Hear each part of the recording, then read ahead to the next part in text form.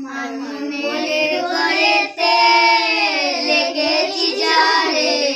দু জাহানের বাদশা নবী কামলিওয়ালা রে দু জাহানের বাদশা নবী কামলিওয়ালা রে দুদি দানাওয়ালা পাখি হইতাম